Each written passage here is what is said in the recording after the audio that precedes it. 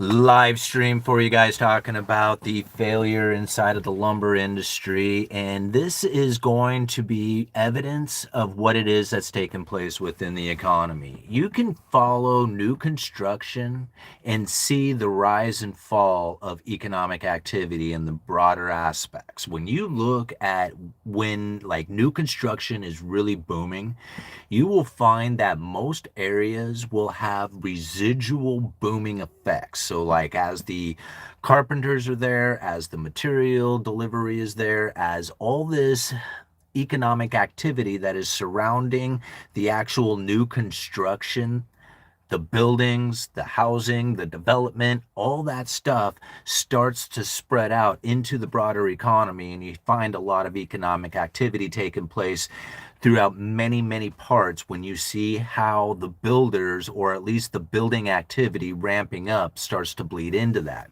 Now, there is no better evidence of builder activity than through the lumber game, right? Watching lumber is going to be the number one sign that builders are getting excited about building. And when you see the manufacturers of that particular material, framing, lumber, when you see them start to slow down and then shut down their operations, this is a warning sign. It is saying that there is no demand and that there is no expectation of it coming into the future. This is a scary scenario to see go down, and I've been trying to share it here on this channel for quite some time. I've shown many times how the mill curtailment and inventory depletion that has been running rampant through this industry is the evidence that we need to look at in order to see how much economic activity is actually taking place within the other industries that surround it. Because when you see that lumber demand start to increase, it's not just showing builder activity, right? When it shows that, or when you see that lumber pick up, it's showing that there is going to be ideas of people not only moving, buying new furniture, right? Loading up on all the new fixtures and everything that goes into it. There is so much that happens to a house when it is brand new constructed. And this is the thing that I try to share. Like this show, like when you see this lumber demand so diminished, so like I don't even know how to even describe the environment that we are now in. It's depleted, it's slow, it's cumbersome. People are very concerned. There's nobody who knows exactly what it is that's going to take place. Everybody's concerned about tariffs, the idea of tariffs. They don't have any idea on what's going on with the interest rates. How come it is that interest rates, are cut, but yet mortgage rates don't seem to fall in the dramatic fashion that people would have anticipated? All this stuff starts to happen from it. And when you just sit back and you just look, well, when that lumber demand starts to pick up and you see the prices picking up, then you're going to know that there is at least somebody out there who is willing to participate. And if there's somebody out there willing to participate to the point that they are actually creating demand for lumber, then you know it's going to start bleeding into the broader economy. Without that, there's no way. People say, look at all these other things, and I'm thinking, I don't really need to look at anything else. If there's no demand for lumber, then there is no economy. That's all there is to it. You can look at a lot of things. It's all going to tell you a different story. But when people say, hey, when are we going to turn around? When are we going to see it? When is there going to be economic activity that then brings the hopes and dreams back to the people in a way that they feel good about what it is that the future has entail for them? When you think about that, when you have to really, you look at lumber. When you see that demand pick up, you're going to know that there is economic activity happening out there. But without it, there's no way. It's not going to take place. I'm looking at articles going back. This is West Fraser. I left one article. It was West Fraser, right? But all of them have announced it. Interfor, Canfor, Weyerhaeuser, Like they've all made these major announcements for curtailing and cutting back, and some of these are now permanent. When it turns into a permanent situation, how quickly do you think there could possibly be a recovery inside of that lumber industry? They're not going to come back. See, this is not something that people should take lightly. And I have a lot of times I'll see people who just like, try to dismiss it or, just shrug it off. And I think to myself, man, it told such a great story before. Why is it that people wouldn't listen to lumber now? I mean, here it was prior to COVID, it was in major catastrophe situation taking place within the lumber industry, especially up in British Columbia. This 100-mile area, that's all they do. There's nothing else up there, right? They do lumber and timber and sawmilling and truck drivers and loggers, and that's it. That's all they got, right? And then the residual companies or businesses that are surrounding that.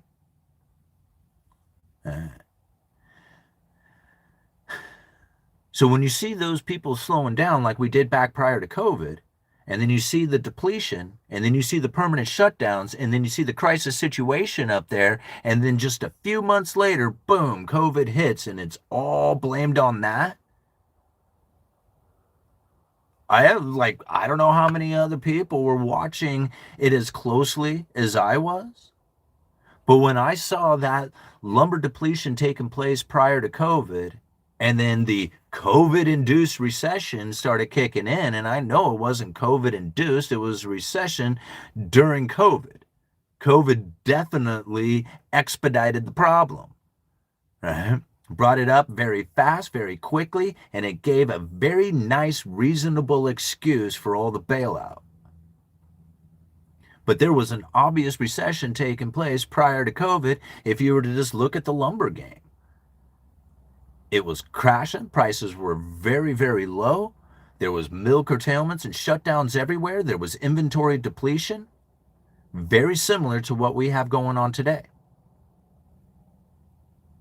So when I think about what it is that people are anticipating for a recovery, I'm thinking there's going to be no recovery until you start seeing that lumber demand turned around. When you see the lumber demand turn around, then you can talk about recovery.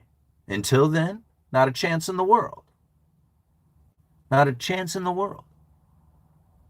There's no way that there can be a recovery if there isn't a demand for lumber first.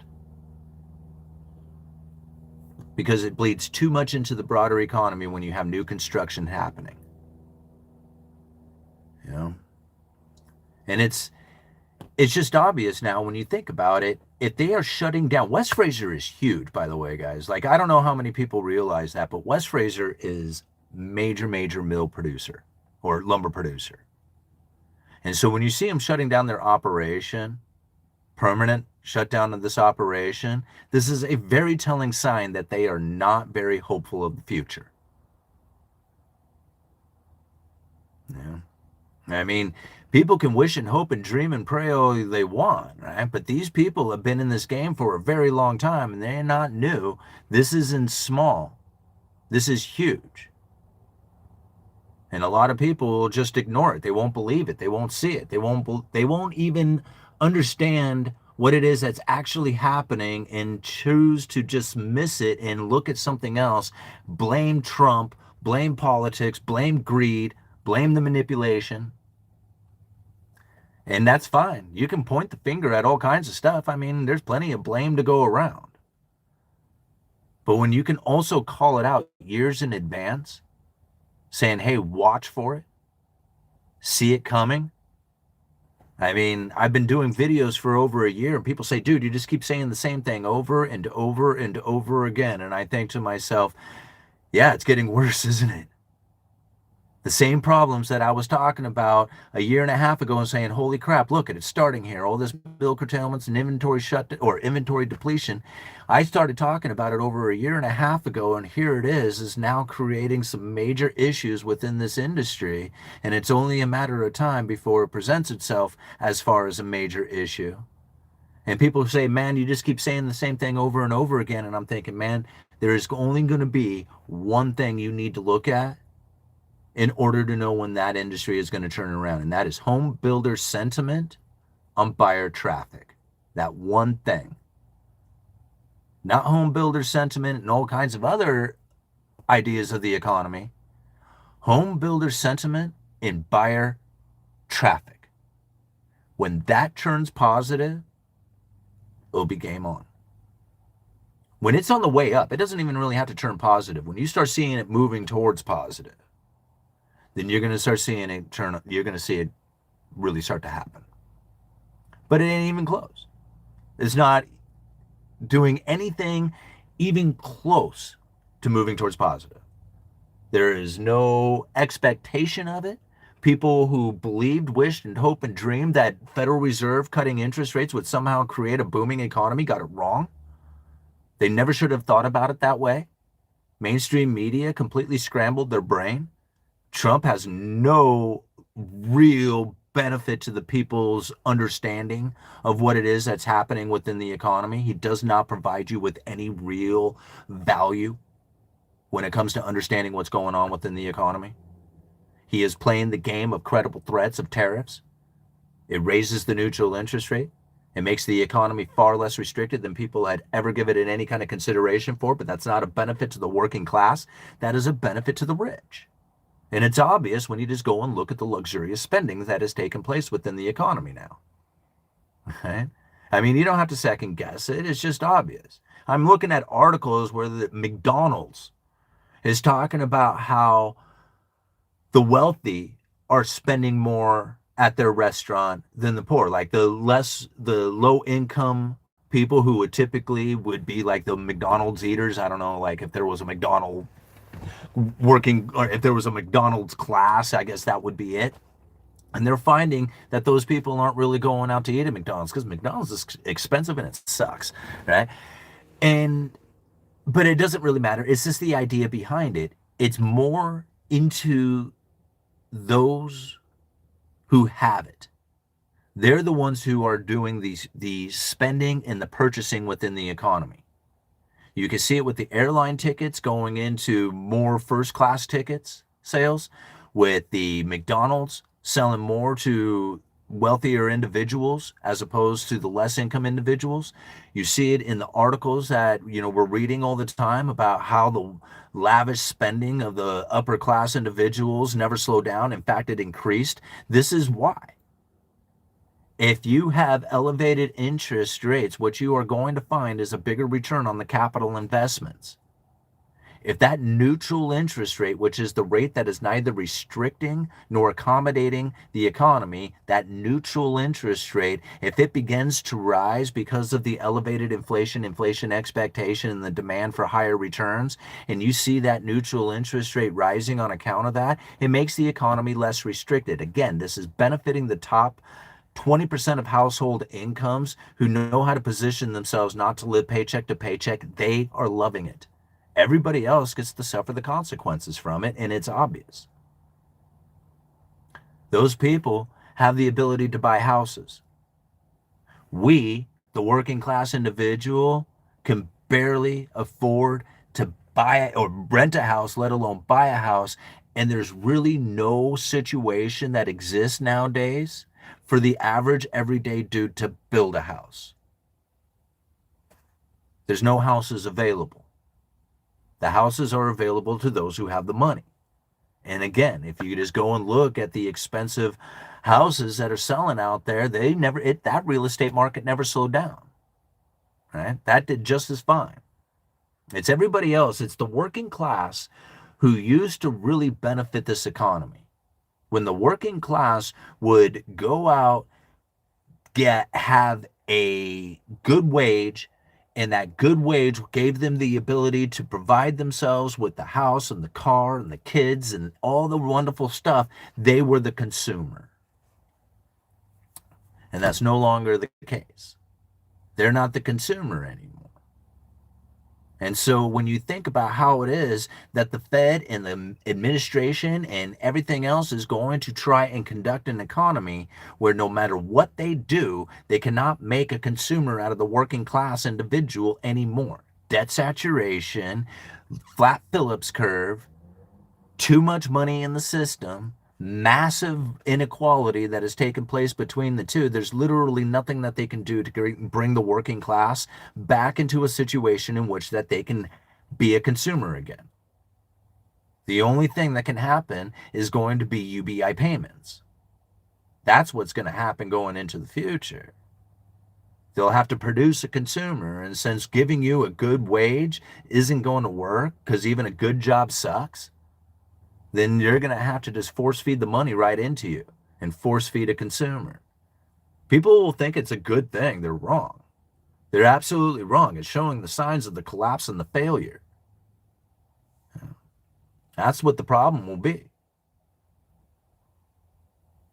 And if you see that as that, a collapse and a failure, because otherwise they wouldn't be needing to do it.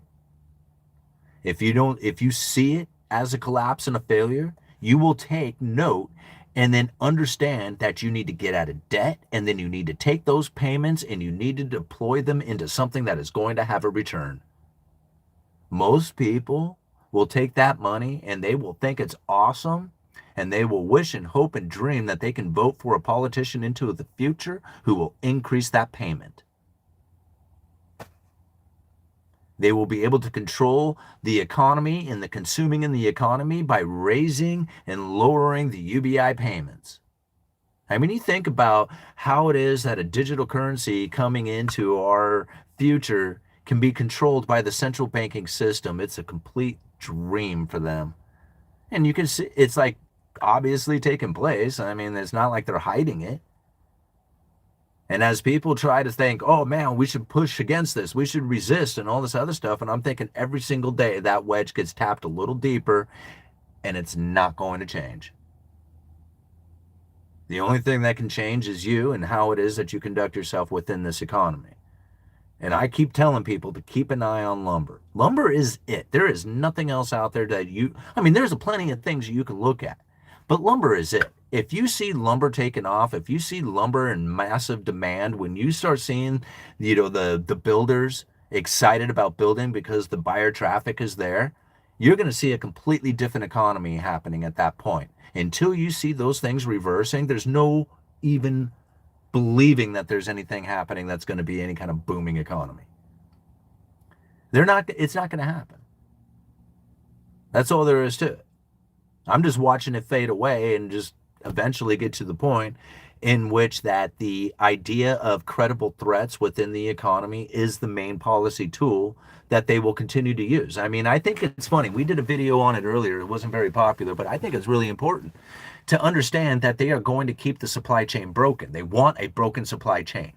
I don't know how many people know that. Okay? By having a broken supply chain, you can keep the elevated inflation expectations and therefore continue to push the neutral interest rate ever higher. Because that is the goal. Push that neutral interest rate higher. And so I don't know how they planned on keeping the supply chain broken, but I've said it many times. That's what they're going to try and do. Keep the supply chain broken. Now, whether it's broken from COVID, broken from war, broken from credible threats of tariffs, or Trump's second game plan, whatever the hell that is, after the Supreme Court votes down his tariffs as being illegal. But whatever they're going to do, they're going to try and keep that supply chain broken. And if they can keep it broken, they can keep pushing up the inflation and the elevated inflation expectations, which will then in turn push the neutral interest rate ever higher. I will say it so many times because that's what's going on. I said it 5 years, well, I didn't say it 5 years ago, but I said it quite a few years ago, and I'm saying it today, and that hasn't changed any. Like, this is what's going on.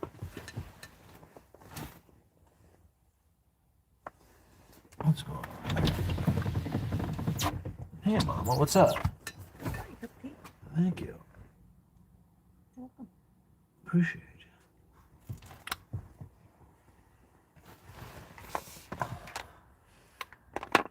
Wasn't that nice of her? She brought me some tea.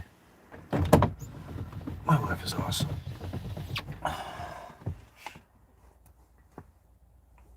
sure I don't spill that. Yeah. The more you study one particular thing, you can become an expert in just about anything you want.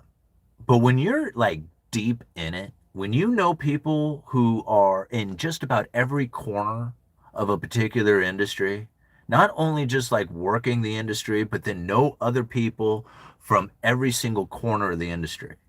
I mean, that's literally what I experience up here in the Pacific Northwest.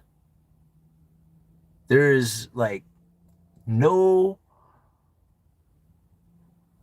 there, like literally, there is no corner that I can't go and look into.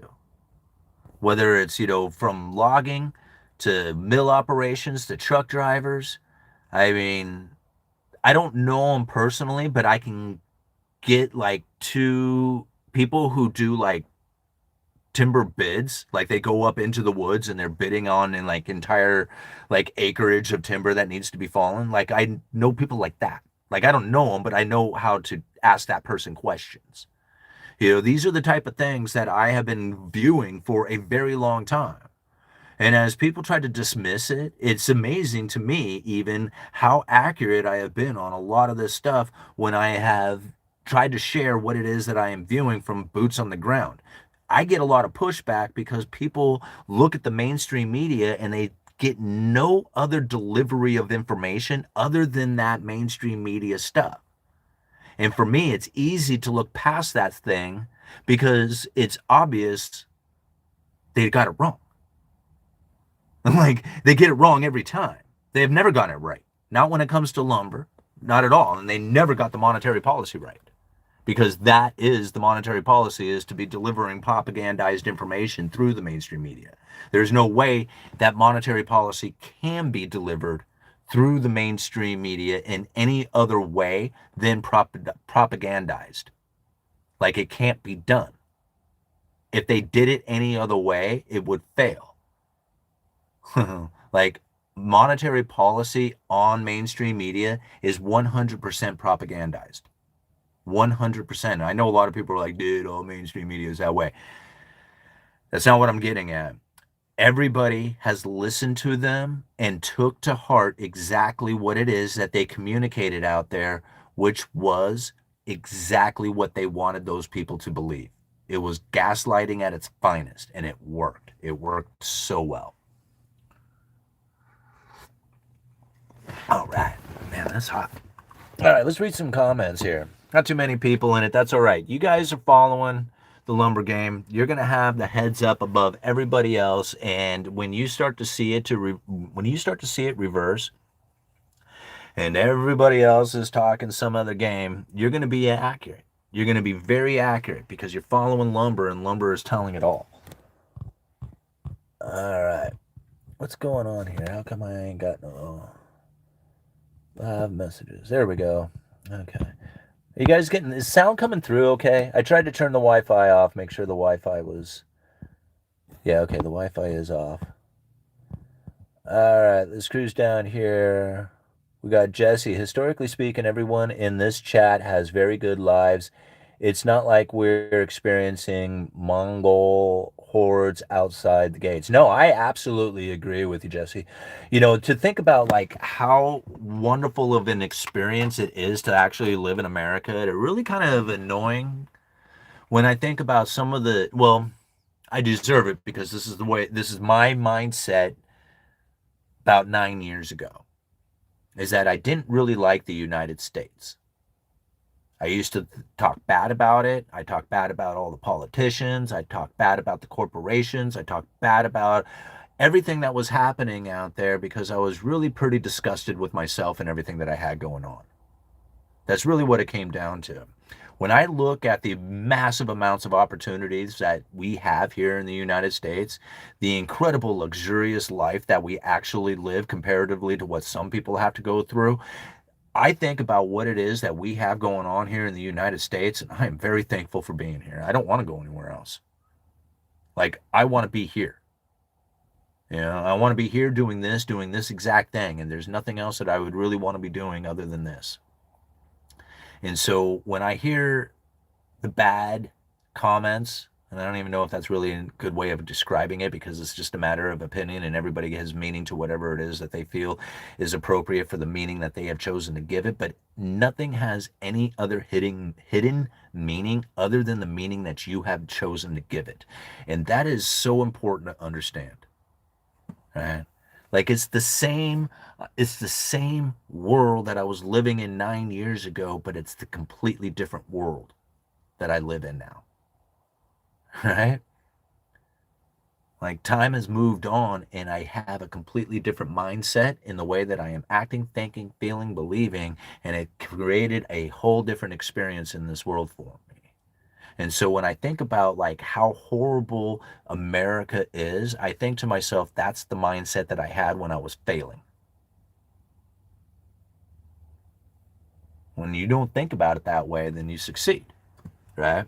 America is a very successful place to be at. And there's places here and there's ways and places here that you can make so massive amounts of abundance and have the most extraordinary life you could ever have imagined. Most people don't think they can even do it. And here it is, right there, right? It's all around. And I think it's interesting how a lot of times I will say stuff like that and people are like, dude, you don't have all this wonderful and massive amounts in your life. And I think, man, yeah, I do. I don't know where they're at, man, but I pay my bills on time and I can do whatever the hell I want. Like, that's pretty cool. I don't want fancy, like, don't get me wrong. I got to borrow my dad's truck for a while and it was cool, right? I enjoy driving that Toyota around and I thought, man, that's a fun experience. I enjoy that. It's really cool. After about a week, it had its thrill and it was over and I wasn't really that excited about the truck anymore. Being back in the old Suburban, I mean, it doesn't make me feel any less or more to have the Suburban. It fires up every morning and gets me to work. Perfect. That's exactly what I want from it. And if somebody was to run into it, well, that's not like the end of the world, is it? I mean, it's another dent in the old truck. So what, right? My feelings about it are just that. It's transportation, man. You know, what else do I need it for?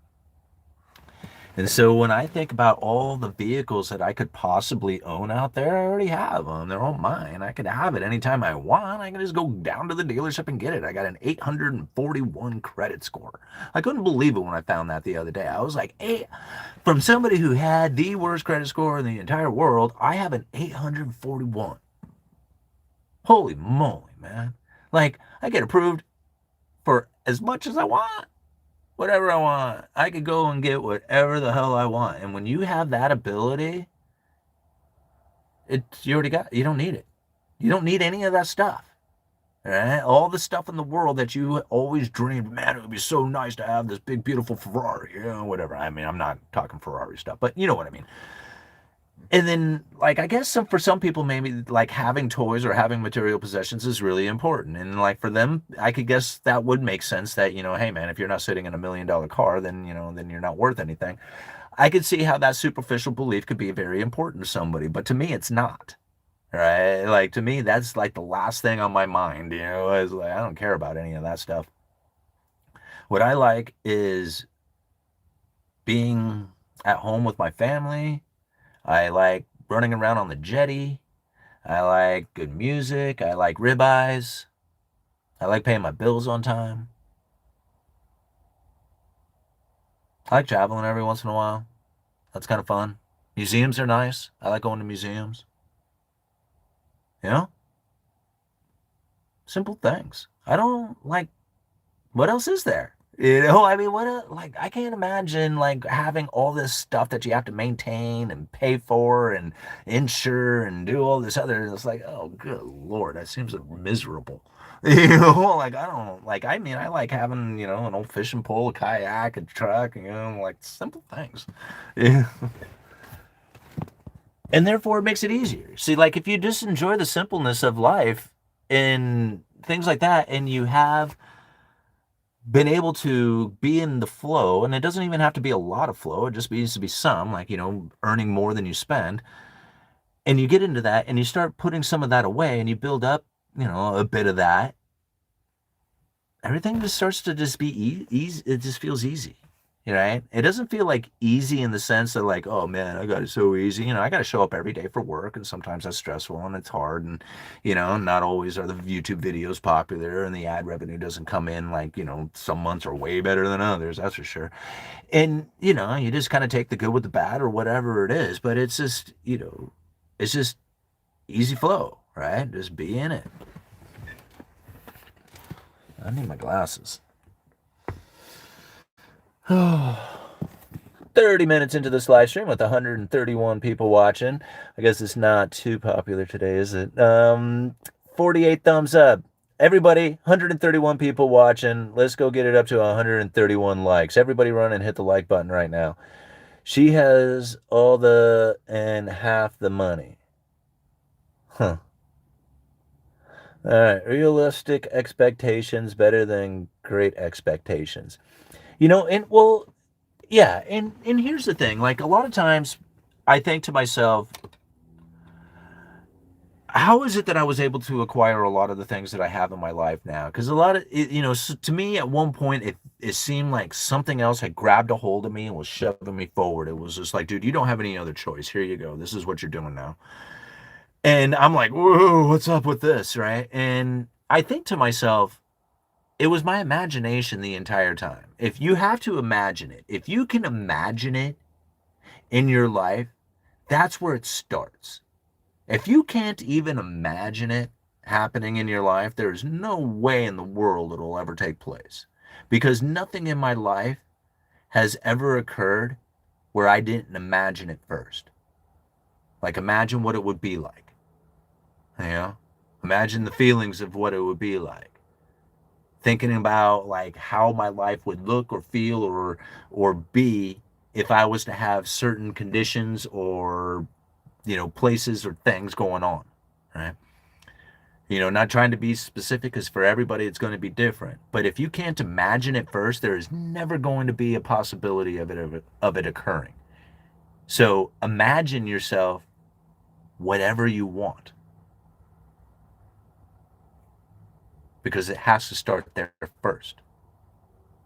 If you can't do that, then it's not going to happen. I mean, you might stumble across something by accident, but I imagined what it would be like to have a YouTube channel with subscribers and having conversations and all this. Like, I imagined that years before it took place. I imagined what it would be like to be on stage. I imagined what it would be like to meet Ron Paul. I didn't get to meet Ron Paul, but I got to speak on the same stage to the same audience for the experience and what I had done on YouTube, and it all came together almost on a single day.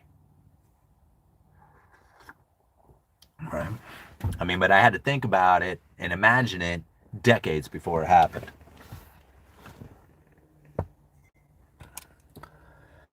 All right. You don't have to work for anything. You could have other people work. You can use other people's money to buy other people's work. That's very true, deplorable. And I guess if you put yourself in a position in order to do something like that, then yeah, that's exactly what it is you can do. It's funny how you say you get other people to do work.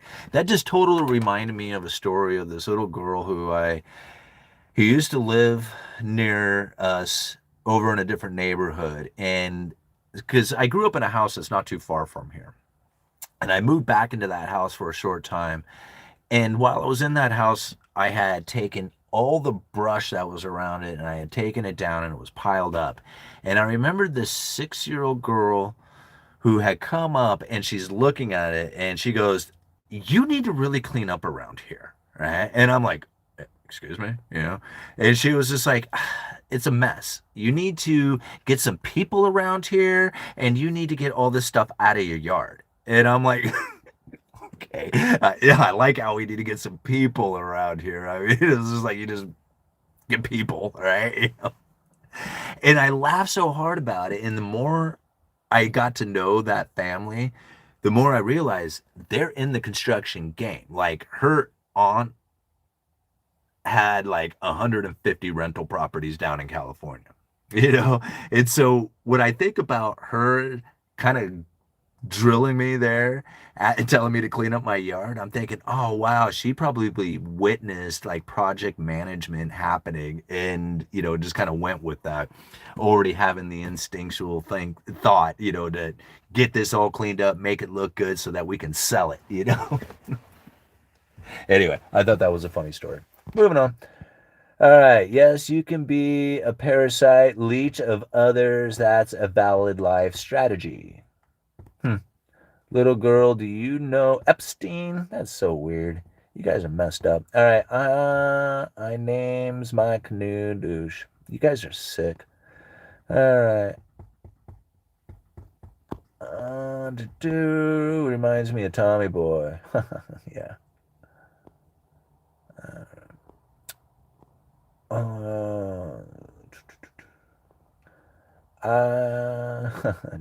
what you guys are talking about boats. Okay. Realistic, what the individual is willing to work for equals what they will get out. Simon does this for money. I do this because I have big ego and I like people to listen to me. um, yeah, well, see, the funny thing is like, people say, oh, the only reason why you do this is for money, but they don't take into consideration that I did it for years and I never really made money, right? And even really, when you think about it, there are so many ways that I should be pushing to make money on this channel that I don't. There's people out there who have a third of the subscribers that I have, and they make 5 times more money than I do. They push their products and sponsorships and do all kinds of other things. And I'm thinking, man, I didn't really start this so I can do that. I didn't start this so I could take sponsors and make a bunch of money. I started this so I could learn a lot about economics. And as it became a popular channel, the ability to monetize it took place. I like when I first monetized the channel, I felt kind of weird about it. I'm like, why am I trying to monetize this information? Like, I don't know, who am I to monetize this information? And so it was monetized for a while, and a bunch of people gave me flack for it. And they're like, oh, I'm never coming back to your channel again now that you're a sellout, and all this other stuff. And I'm like, man, I just put some ad revenue on, right? I didn't even I'm not even advertising anything with me. I'm just becoming an ad, a YouTube partner with the AdSense revenue. But people had a really hard time with it. And so I turned it off for a month, right? I turned it off for a month, and then for like 30 days, I did no ads or anything. And then I did a poll. I was just like, so tell me, guys, it was just like, should I not? And I gave them 4 questions or whatever. I can't remember exactly what it was. But one of them was like, yes, go advertise. No, don't. Or yes, monetize the channel. No, don't monetize the channel or whatever. And overwhelmingly, way overwhelmingly, people were like, dude, put the ads on the channel. Don't be an idiot. Go make the money. Right. And I'm like, okay, cool. So that's what I did. But I never, the few times I took sponsorships, I didn't really like it. I didn't like the information. I didn't like the video. I didn't feel good about it. And it's so sad because it's a lot of money. It is so much money. It's like, can you imagine looking over at a shelf and seeing hundreds of thousands of dollars on it and saying, yeah, I don't want to get it that way. My ego's too much and I can't handle that. And so, if that's the way it's going to come, then I don't really like it. And so I'm not going to do it that way. And you pass it up. I don't there was times when the channel was really getting a lot of views, when you're getting 20,000 views for every video because, whatever it is that's happening out there is wanting to be, discussed. And you're getting these massive views on it.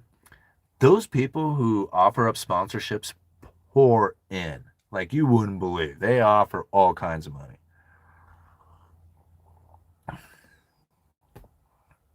So, yeah, it's like doing it to make money.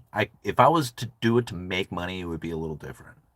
First of all, if I was doing it to make money, I wouldn't do live streams.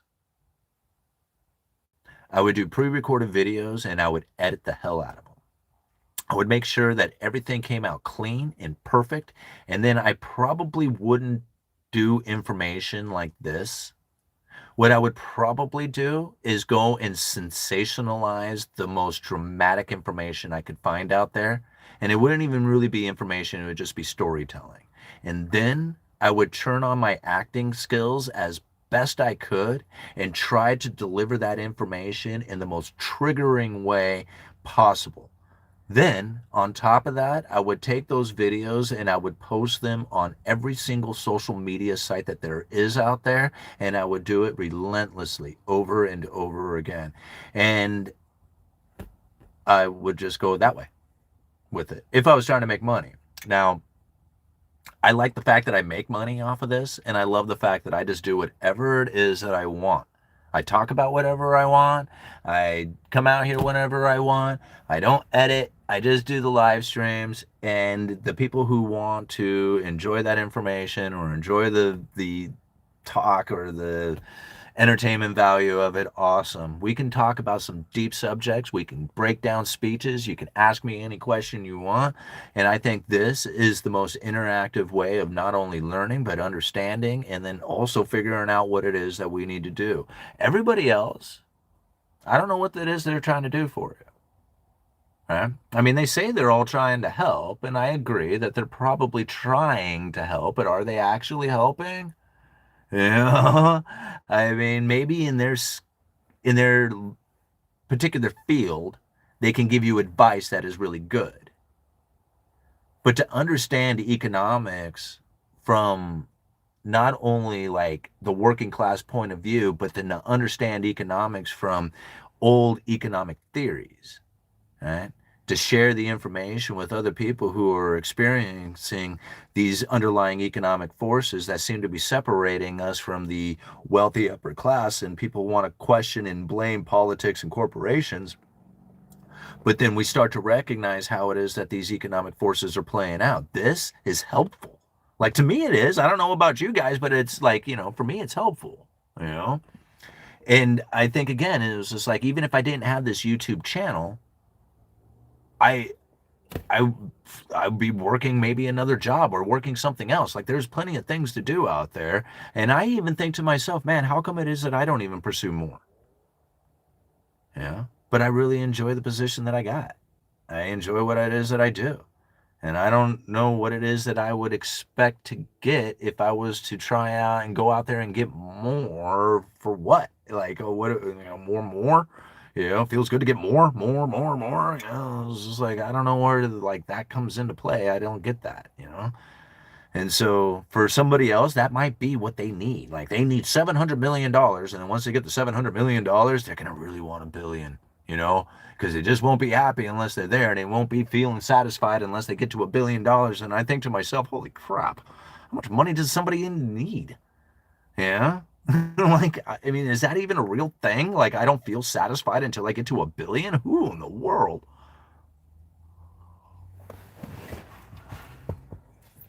So, like, I feel sorry for those people. There's so much more to enjoy to life than that. There's so much more. I think about it. Like the other day, we did the video hanging out there on the jetty. That was so much fun going out there because it's been so long since we were allowed to go hang out on that pile of rocks going out into the ocean. And it was fun. It was exciting, watching it, feeling it, being out there in the open. It was so great of an experience. You know how much it cost? Nothing. Doesn't cost anything. And I can't right now. Like, I would love to go back out there again. It's going to be, we got a few more nice days, and then it's going to be like 9 months of rain around here. It's going to be horrible. So if the weather is going to be nice for the next couple, I want to go back out there again. And I was just like, I don't need to spend money on that except for the fuel to get there, I guess. Let's go check out the super chat real quick. All right. Thank you so much. Rusty Dollar, I love it. 1999. Life is beautiful. Thanks for the positive messages you spread and the lumber information. You guys bet, man. Like, here's the thing. The more I appreciate the super chat. I really do, brother. And the positive message is because you have to feel that way all the time. Right? You're not going to. There's going to be somebody who cuts you off. There's going to be somebody like, okay, for example, I had an incident at work today where somebody gave me a hard time because I left some cardboard laying out in the yard. I probably shouldn't even talk about this, but I left some cardboard laying out in the yard at work, right?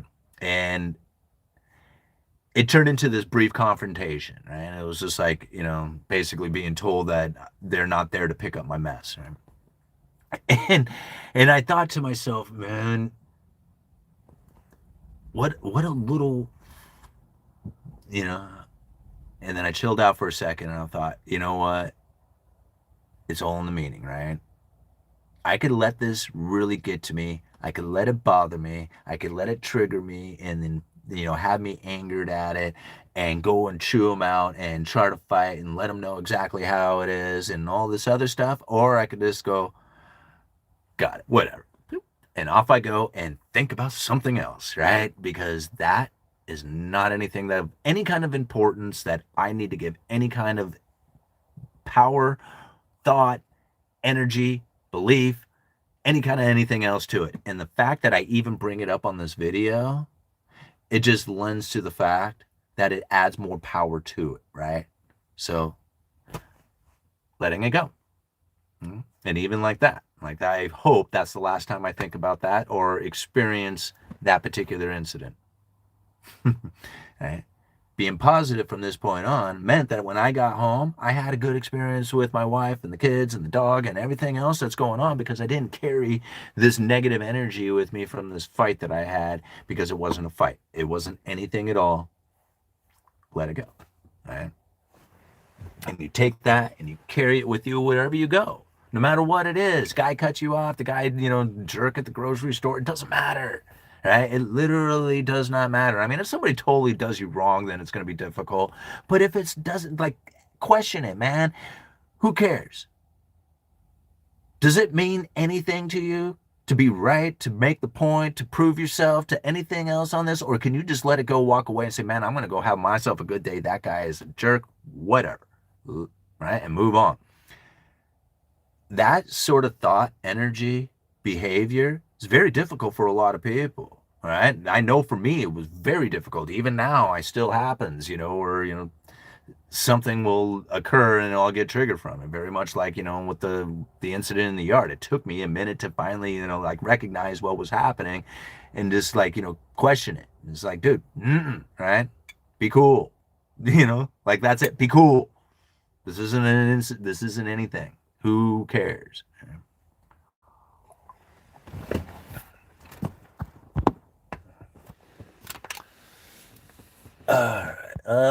I think when people see the opportunities in the universe, the goal to be rich and powerful on Earth won't be so great. I don't know how many people actually have that goal. How many people actually have the goal to be rich and powerful? I don't know if that's necessarily the case. If you had a goal to be rich and powerful, don't you think that you would have to be powerful in your being, just in the general people you were around? You don't just all of a sudden just rise to power. It's like you got to be powerful in your being to begin with. If you're powerful in your being to begin with, then you will rise. There's that's just the way it is. Rich is a mindset. It doesn't have that doesn't have anything to do with anything other than somebody's opinion of you. Rich is a mindset. Am I rich or am I not? If you feel it, then you are it. I don't care how material possessions or anything else you got. That part is inconsequential. And that was one of the hardest things for me to come to the understanding of too. Right? I don't know how many people will be able to internalize that, but it literally does not matter. Rich is a state of mind, right? It's all about how you feel. If you feel rich and honestly feel it, right? Even if you don't have, I drive this old truck, it'd be nice to have a brand new Suburban. If I was rich, I would have a Suburban. That's not the case, right? That is a block. You put up this wall. You say, man, I'm not rich until I have it. And therefore, my ego says you're not rich. And therefore, it's very distant and it's difficult and it's hard, right? But that's not the case. It's already there. It's everything is accessible all at once, all the time, right? However, it's not something that you can just be able to just go like, oh, well, you're not driving a brand new Suburban. I was just like, no, I could be though. I know I could. And here's, and that's it. Once you feel it, and then you know it. And it doesn't, like, again, somebody could say, dude, you're not rich. And I was like, that's your opinion. I am rich. I feel it. I already know I am. I pay my bills on time. I have these things I want. I'm going to go play on the jetty this weekend. Yeah. Like, I don't know what you're going to do, but I got my plans.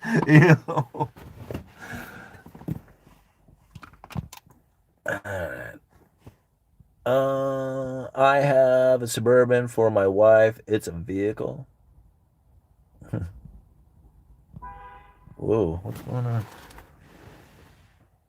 I live in a very quiet neighborhood. There's no point in honking around here. All right. And didn't use that discount code for the RCL. Oh no. Because people want to buy their best life now. I'm trying to stay at the FPL. I broke the maximum taxable allowance for Social Security for enough years. I'm sick of paying taxes. I think being alive is rich, amazing achievements, life itself, all the chemistry coming together just to exist. This is BS. Tell the home builders to stop using trash materials. Oh, red 1555. I mean, I think that's a very negative approach to look at things. And I understand that you're probably finding and seeing and can go and pinpoint and look at many projects that are built terribly. That's not 100% of the case. And I'm like, I don't know where it is that people seem to think that America doesn't do good lumber. Like I don't like they say like the lumber, United States doesn't produce decent lumber, and I that is that is absolutely incorrect. The building material that's available out there is of massive different styles and qualities. And now, when it comes to framing lumber, like framing a house, there are certain codes, like certain specs that the material has to achieve in order to be used inside of that home or inside of the framing of the project. Like you can't just go and pick out any wood you want, right? It has to meet a certain spec. And now there is people out there who are building 10,000 homes, right? Like, I mean, it is like an insane amount. And when they're bidding on material, they're bidding on the cheapest material that they can get away with to put all these homes together. So when that takes place, you're probably going to find a lot of very poor quality material out there that's being used inside of those particular projects. Now, if you come to the yard that I work, what you are going to find is that we carry a premium grade standard and better. Not always are we able to acquire a premium grade, but we always try to so that we can carry a better grade than the big box store down the street carries. So when people say, man, when we come to your yard, your lumber looks awesome, we don't even have to sort through it, that's the point, right? It does cost a few more dollars to, buy this material as opposed to going down the street, but you're going to save so much because of the quality of the lumber, and you won't have to fight it, and it will be a good product when you're completed. That's the point, right?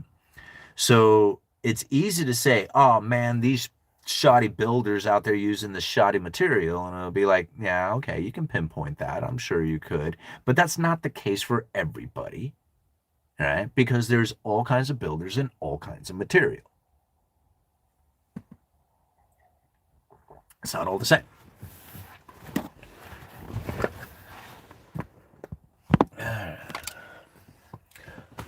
What do we want to talk about? Anybody want me to break down a speech? Want me to read one of the latest Fed speeches? All right. We're just passing through. Obamaism? Is that what that said? Obamaism. Amish operates. Is that what it says? Amish operates in the private, not public. Weyerhaeuser stock is down from the last year. Well, of course it is. They're not like none of these suppliers are doing very well right now. Also, doesn't matter what the build is when the HVAC is poorly engineered.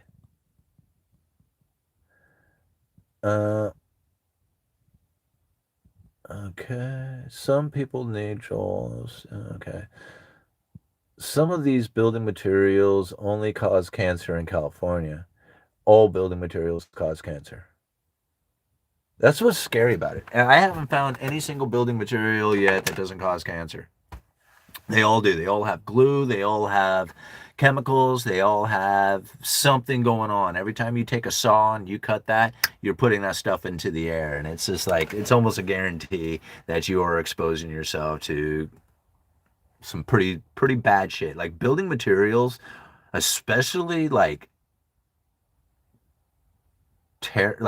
doing remodel tear out, that's like some of the worst because then you're really putting it into the air. Like at least when you're doing new construction, for the most part, you're generally outdoors unless you're doing like finish work. So at least you're outside, and you have a little bit of, ability to be like not so confined, and having it like in the atmosphere as you're breathing it is just only there exposed to it while you're actually making the cuts. But still, it doesn't make it doesn't make it any better. All right. I want to talk about how the government plans on bailing itself out by using the Fed's money. How, what do you mean by bailing itself out? I don't understand that question. I mean, in what way does the government bail itself out? I don't know how that. What do you mean? Like, has the government ever like like paid off its debts? Like, it doesn't get bailed out, right? What do you mean by the government bail itself out? Corporations get bailed out, banking systems get bailed out, right? But the government just goes deeper into debt. It just issues out more treasuries. So if you want to talk about how they issue out more treasuries, well, then they just do that. People continue to buy them. It's biggest, deepest asset in the entire globe. And as much as people don't want to believe that the United States Treasury has a demand out there, it very much has a demand. And so, like, I don't know, like, I'm not sure exactly what you mean by the government bail itself out. I don't think it does get bailed out. Right? It just goes deeper into debt until eventually, at some point, they won't be able to sell the debt anymore. But at this point, they still do. Now, the Fed's money, it's a liability, right? It's not actually money. Money is like silver, right? Silver and gold. It's a currency, but it's a liability of the Federal Reserve. So just like any other asset and liability, the asset is the treasury that sits on the Fed's balance sheet, and the liability is the money, and that goes out there. So if all the treasury debt was to basically disappear, like to be paid off, then there wouldn't be any money. Because that's like, even the idea that the Federal Reserve is going to end their this is something that I learned. I just bring it up. I don't know. This out of the blue. Let's change subjects. The Federal Reserve is going to end their quantitative tightening in December at the end of the year. But you know what they're not going to do is end the mortgage-backed security runoff. They're going to let that eventually fade away until they have no more mortgage-backed securities on their balance sheet. That's pretty interesting to think, right? Now, whether or not they're able to pull that one off and it actually goes through to the point that they are able to remove all the mortgage-backed securities from their balance sheet, I think that's going to be a very difficult thing for them to do without lowering interest rates dramatically, like going back into quantitative easing. And if they go into quantitative easing, it's most likely they're going to go back into balance sheet expansion with the mortgage-backed securities as well. So as of right now, they are going to allow, even though they're going to end the quantitative tightening as far as the U.S. Treasuries go, they're going to allow the mortgage-backed securities to continue to roll off the balance sheet. But if you don't have low interest rates, then you're not going to have a lot of refinancing or establishment of new mortgage-backed securities. And without that refinancing or paying off of the original mortgage, because that's essentially what's happening when they do a refinance, is you complete the first mortgage and then reestablish a new one.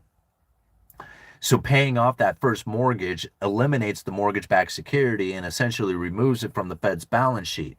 But if you do not have those refinancing taking place, or at least not a bunch of it happening in a major way, and you don't have a bunch of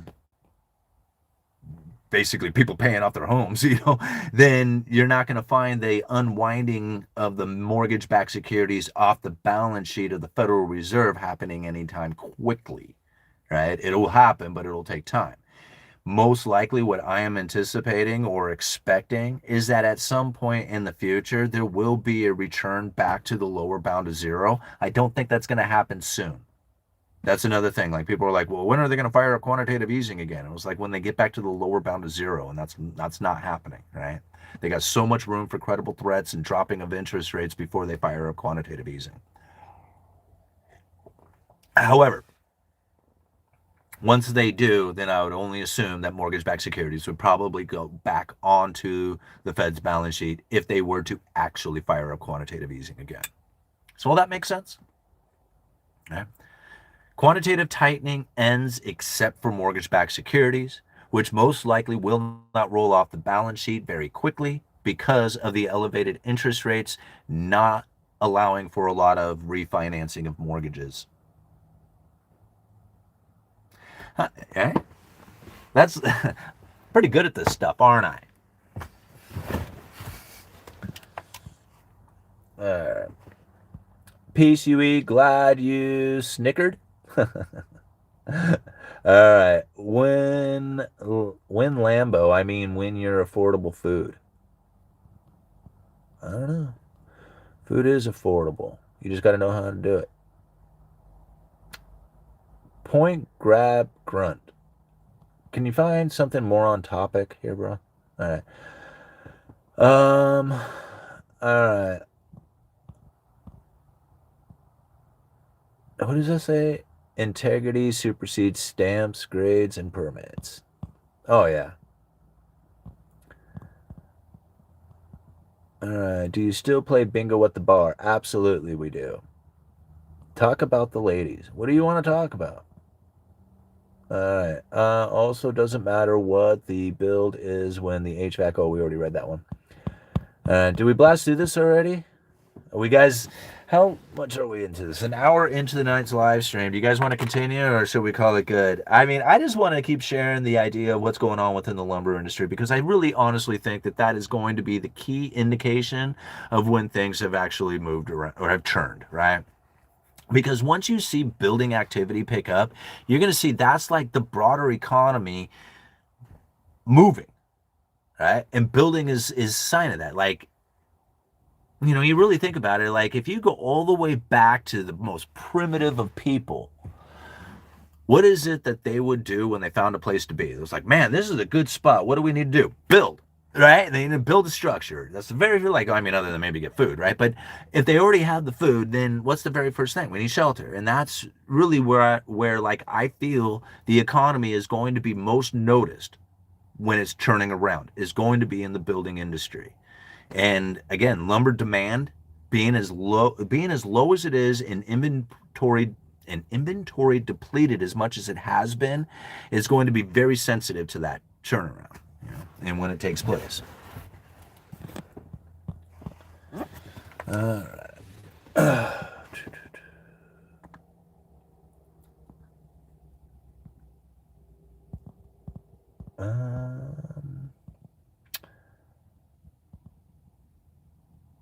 Is Mary's Bar still open in Portland? Is Mary's Bar still open in Portland? I don't know.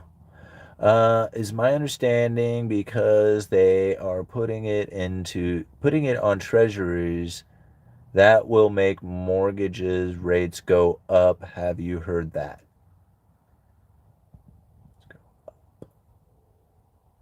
Okay. Now, something that I find interesting is that nothing that I have ever heard come out of the mainstream media or just about any economist out there has ever predicted or gotten the mortgage thing right. Like they say, when the Fed drops rates, mortgage rates will go down, but that doesn't take place. All right.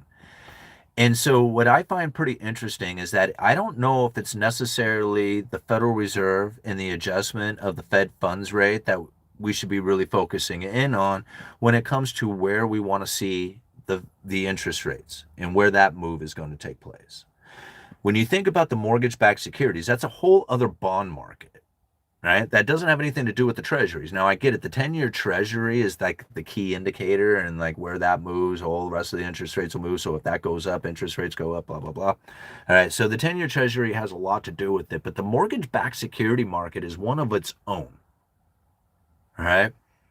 And it's in that particular market acts independently from what's going on with the rest of the bond markets that are out there.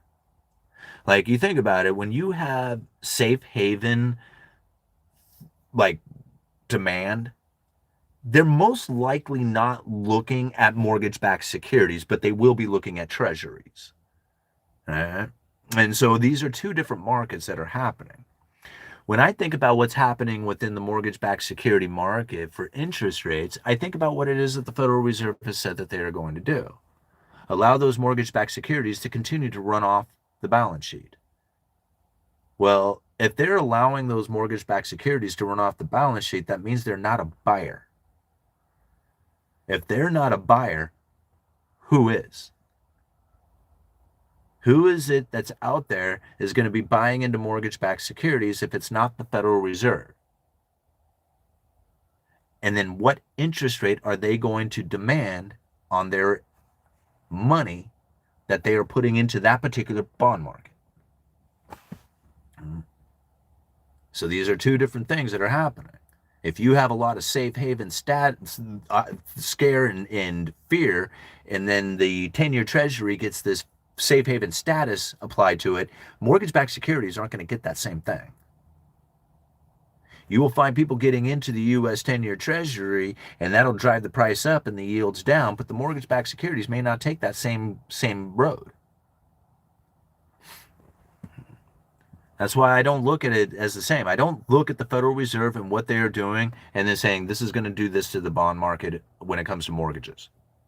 I just, like, I don't know how many people have heard me say it, but I just don't. Like, I don't look at it that way. I look at what it is that the Federal Reserve has pushed out there for information that people have received. That information that they received will then have them making decisions within the economy that will have a real impact. That is it. I don't think about how it is that they use their mechanics. I think about how the mechanics work because that's the way they used to operate, and people need to understand how they used to operate in order to understand how their credible threat theory will work, because people will then interpret the things that they are doing as the old mechanical form of the Federal Reserve and how that used to work inside of the economy. It doesn't work the same way. That's why I keep trying to share it with people. Like, things that the Federal Reserve used to do to try and stimulate the economy was literally to try and inject money into the working class people.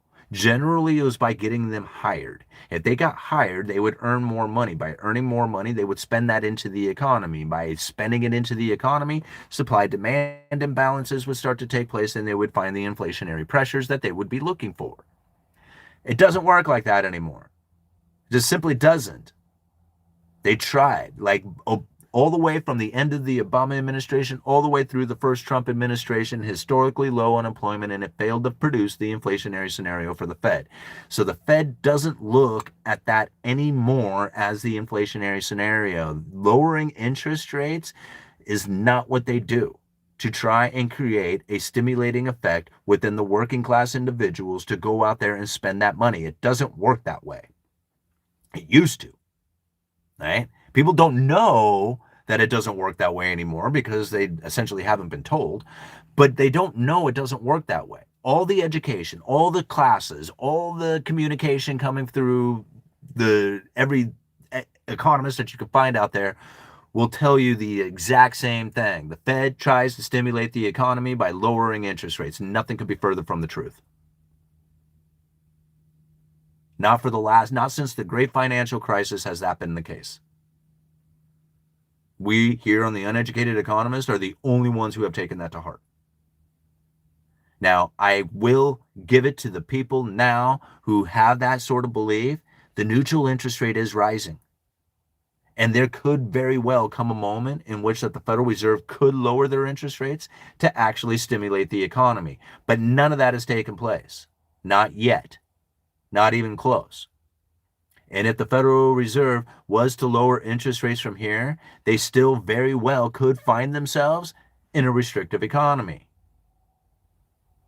Because if you lose the credible threat of further inflationary expectations, most likely you're going to find the neutral interest rate returning back to zero. There is no stimulating effect that comes from the lowering of interest rates. It doesn't work anymore. Now, I have put that not only into my belief, but my strategies and understanding of how it is that monetary policy works, and I feel like I am literally the only one. But I do not feel that there is any stimulating effect coming from the lowering of interest rates. It won't work. Right? Even if they were to lower them, they would be at neutral, and to lower them even further would mean that they are losing the inflation expectations that are out there, and the neutral interest rate would most likely return to the lower bound due to the fact that we have an older population, a slowdown in global growth, and that damn wedge between the safe and liquid assets and the corporate bonds would most likely be very elevated at the time. The neutral interest rate would go back down to zero, and the Fed would have no ability to stimulate the economy because they would not be able to find a position far enough below neutral before hitting the lower bound of zero. It's over. Right? I'm the only one who's going to tell you this, by the way. I don't know why I'm the only one who's going to tell you this, but I believe I'm the only one who's going to tell you this. Everybody else is going to have some weird-ass delusional belief of what it is that the Federal Reserve is doing. But I get my information directly from the Fed. Directly from the Fed's speeches. And again, I don't know. Maybe nobody else is reading them because I feel like I'm the only one who talks the way I do. Like, I literally feel like I am the only one.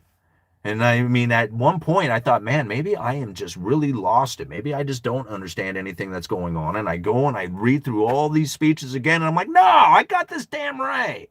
I got this so accurate. Way better than anybody else out there. And I don't want to be bragging it up. I just got this collection of speeches that I won't let go. And it proves everything that I have been talking about for the last 5 years when it comes to how it is that the Federal Reserve is conducting themselves in relation to the damn neutral interest rate.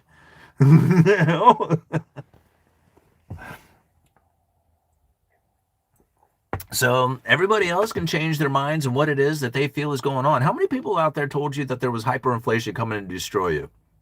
How many people do you still see it in the comments section? Right? You see it all the time.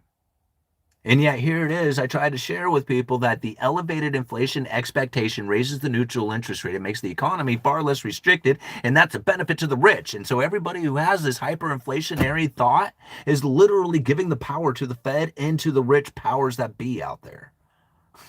I know that's a lot. It's really backwards for a lot of people, but once you see it, once you get it, that's it, man. There's no way you can unsee it.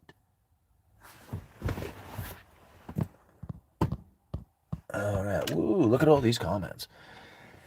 Go get all your friends and come on over, man. We got 139 people watching with 106 likes. Let's get it up to like 1,000 people watching tonight. Go get all your friends, turn on all your devices.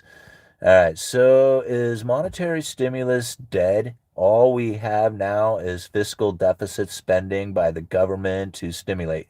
Pretty much, Brian. You're actually not too far off.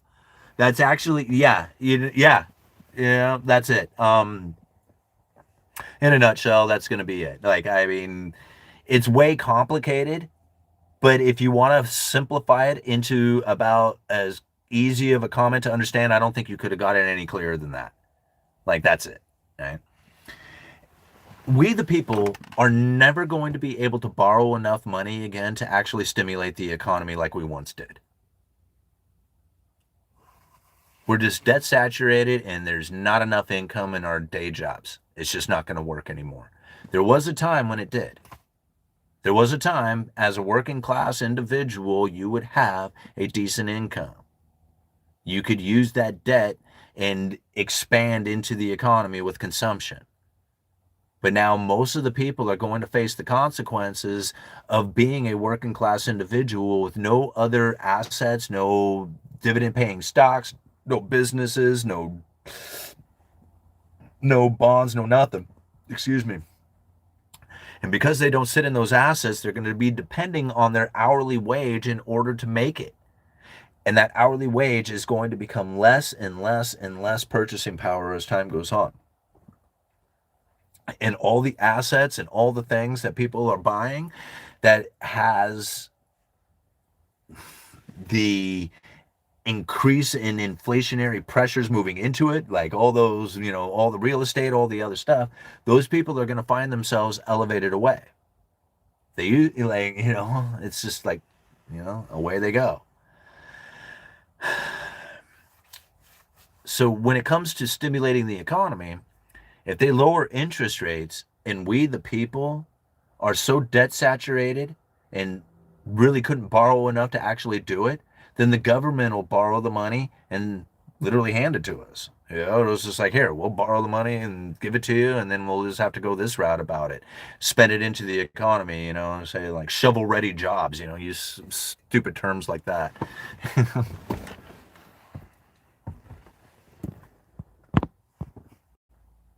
All right. Trading Bitcoin is as productive as point grab grunt. I'm not going to read your comments anymore, bud. I'm sorry. Kirk, 100% agreed. People have no idea how much insurance they need or should have. Streaming on 5 devices. I doubt anyone can beat that. Right on, Bitcoin Pet. I appreciate you, man. Share the stream with those you like and those you dislike. Yeah, that's what it is, man. Thank you, all-nighter. All right. I don't have friends. Do you want me to cold invite random people to the stream? Sure. Yeah, I mean, at that point, you have nothing to lose. Maybe you'll find a friend. All right, my face is shovel ready. Okay. Deplorable. They should give us stealth UBI. Don't let the other countries know. Yeah, I don't know. I mean, deplorable, you're going to get your UBI at some point. I mean, be careful what you wish for. So once you get it, be smart with it, right? Be sure and stack it all away into investments and real estate and Bitcoin and gold and all the rest of the stuff out there. It's like, for a lot of people, they're going to be so excited for that. They're going to be like, oh, yeah, UBI, this is so awesome. Look at all this wonderfulness. Now we're really going to be able to have a decent life after this. And then they're going to really, really watch the inequality grow. Like, if you thought it was bad now, UBI is like a rocket ship for it. I mean, it's so simple to see it. If you don't have the money, who does? Like, there's so many poor people out there now, and the more time goes on, the more concentration of poor people there is, the more concentration of wealth goes to the top. And you think about it, if you don't have the money, who does? Every time they enter new money into the system, what do you think is going to happen to it? If you don't keep it, if you don't put it in a position that grows, if you don't do something of that nature, then somebody's going to end up with it. Who do you think that's going to be? And that doesn't matter if it's UBI or anything else. If you don't keep that money and you don't put that money towards something that is going to have a return, what's going to happen to it? It's going to go to the rich. You let it go. You went out there, you bought a Pepsi, you bought a beer, you bought a joint, you paid bills, you paid your insurance, you did something with it, and eventually it found its way up to the top, and that's where it's at. And that's what's going to happen every single time. So you put UBI on there, and you might as well just turn on a fire hose and send that money right up to the top. Because it's going to be massive inequality that takes place after that, unless the people are incredibly smart and keep it. And they won't. They're going to spend it. And once they spend it, it's gone. Alrighty.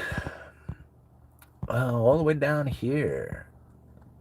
Uh, Sweet. Caught my first live, bro. Well, right on, Benny. Coins, thank you so much for being here. Really appreciate you joining in on tonight's live stream. We're getting all our friends to come to join in too. So hit the like button and go get a buddy and have them turn it on, and I don't know, maybe just let it play in the background. All right. If you ever find yourself in Albuquerque, New Mexico, let me know. I will smoke you out with some soma. All right. All it took was the first time. Hey, Deja, what's happening? UBI is basically currency is over, guys. Yeah, well, I wouldn't say it's currency is over, but I mean,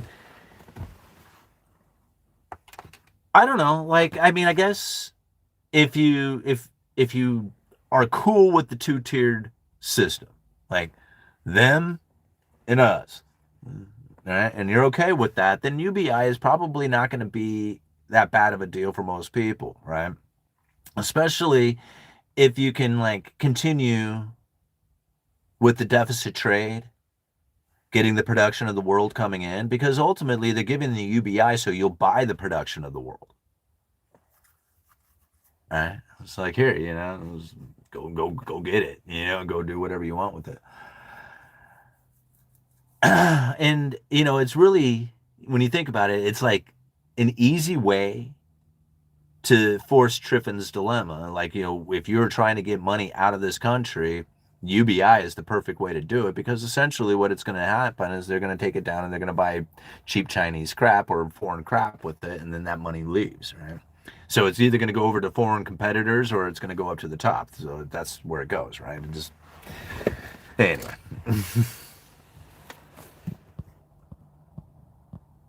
All right. What do you think of Elon and the coming idea of universal high income? I heard Tom Bilu or however you spell it discuss it as well. There are two paths forward: abundance or absolute desperation.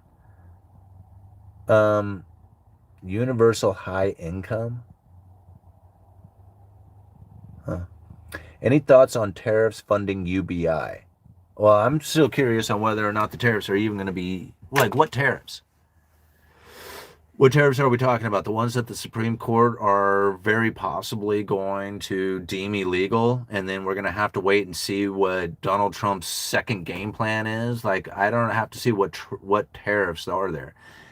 The fact that you even have tariffs is the sign of the economic failure. I'll say it again. The tariffs are a sign of the economic failure. Otherwise, you wouldn't need the tariffs. Right? You'd be like, I don't need no tariffs. I'm a manufacturing powerhouse. I can send all this wonderful stuff out there to the world, and the world sends me their money. I don't tariff nothing. All right?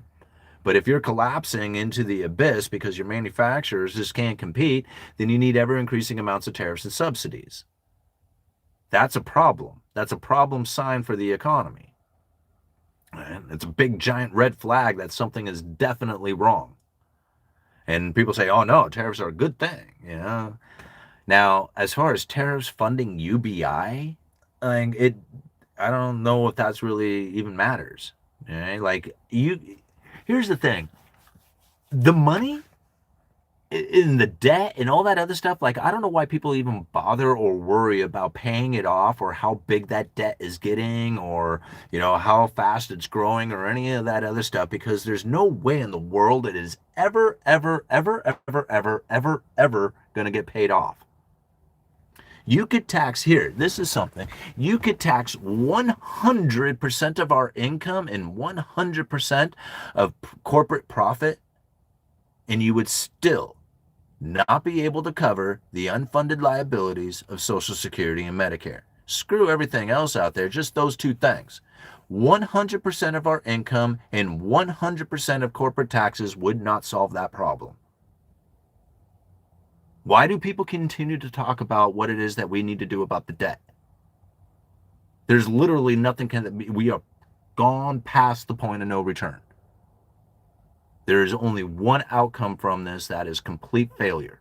There is no fixing it, right? You can't fix it. There's nothing mathematical possible. No mathematical formula in the world could ever possibly fix this. There's nothing that you can do.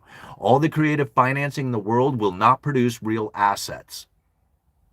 If you cannot produce real assets in this country, it's only a matter of time, and the purchasing power will be gone, and everybody will be in pain and misery and suffering. We are going down that road. How far out is it is anybody's guess. There's still a demand for U.S. treasuries. There is nothing else out there competing against it. As much as people wish and hope and dream that the BRICS nations will step up and compete against the dollar, they won't, they can't, they don't even come close. Right? The United States is the deepest, most liquid, widest, deepest market in the entire world is the U.S. government debt. There's nothing else that even comes remotely close to it. Without that U.S. government debt, there is no world economy taking place. There is no transactions happening. It is the U.S. treasuries that are doing it, and the dollar is by far the most prevalent currency in the entire globe to perform all these transactions. Nothing even comes close to it. There is no way we are solving the debt problem. It will only get worse from here. More war, more debt, and more separation from the rich and the poor. That's it. That's the only path that can happen. Anything else is like, I mean, you might find some temporary, right? Some temporary movement that might happen in which that you find like, oh, hey, look at this. This is kumbaya right here, right? But it will not be everlasting. It will only be for a short blip in time, and then we will find we are right back on this path again, because this is cyclical. It's a cyclical thing. You can't fight it. Like, I mean, you can try, you know, and I mean, you can understand how the cycle works and position yourself accordingly for it, but you can't stop it. The industriousness of the people that made us the manufacturing powerhouse, that gave us all the wonderfulness here in the United States of having that higher standard of living, is not returning. Like, you can't do that, because you have to compete against somebody else out there who's producing what you're going to produce, and they're going to do it a hell of a lot cheaper than you're going to do it, because we have an elevated standard of living. They do not. That's all there is. All right, you are correct, Rourke. I don't know how exactly I will all come to pass. Maybe just slowly increase UBI. Who injects value into the system? If I'm getting UBI, it's valuable. It's not. If I didn't create the value by working, who did? No, but the thing, Miles, if you're getting UBI, it's not valuable. What's valuable is the real assets. Using debt to produce real assets. Using debt to create currency is not the same thing.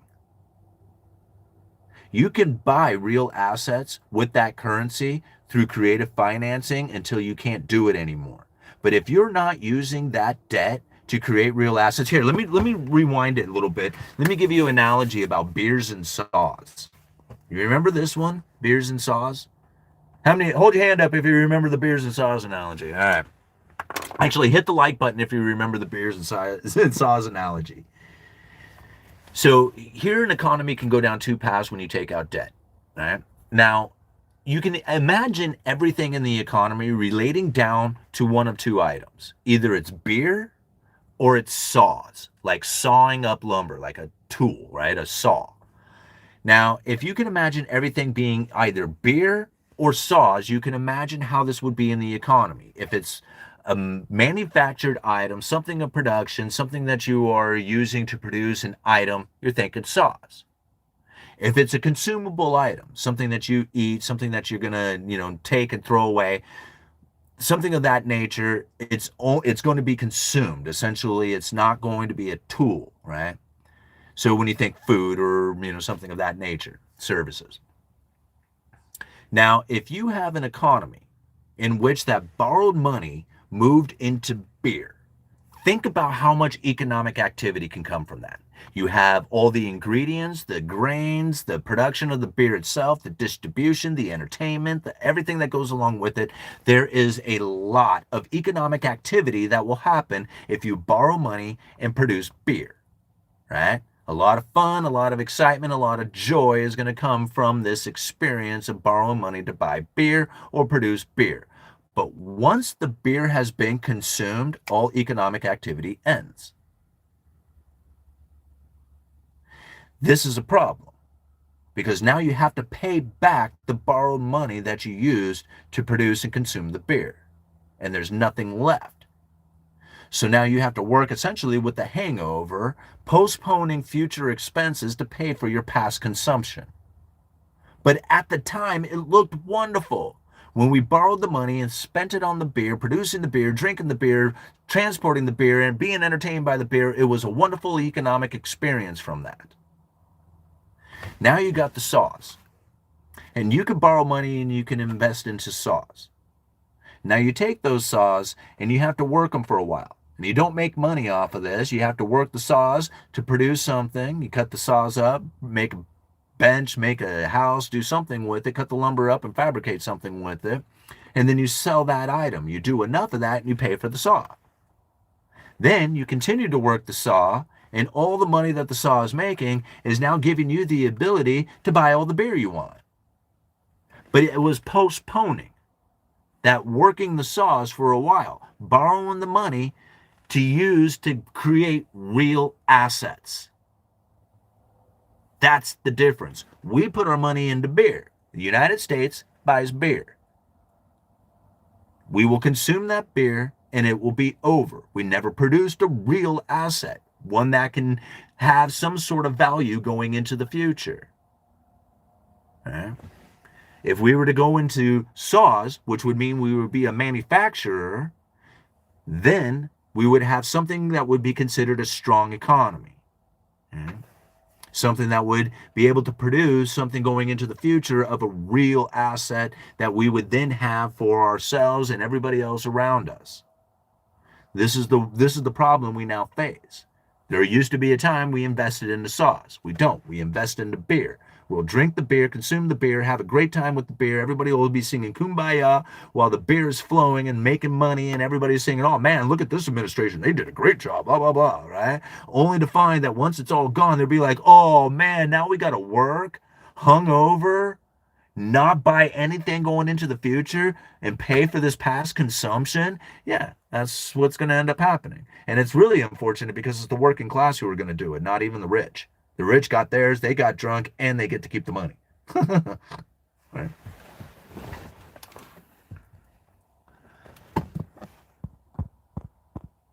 right.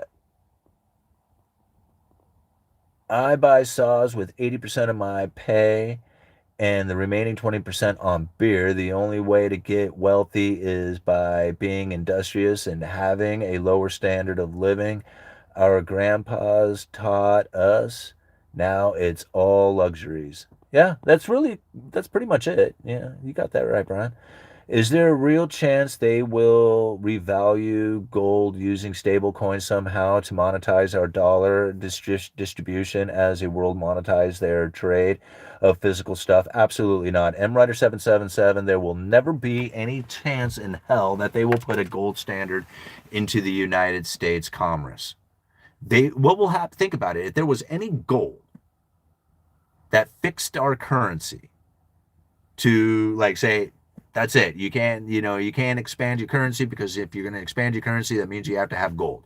So if gold is in any way, shape, or form backing our currency, we will find ourselves in pain and misery in no time at all. You know why? It's because everybody's going to cash in and take the gold. We buy the production of the world, and then we would send that money out there to the world. We would end up broke. All right?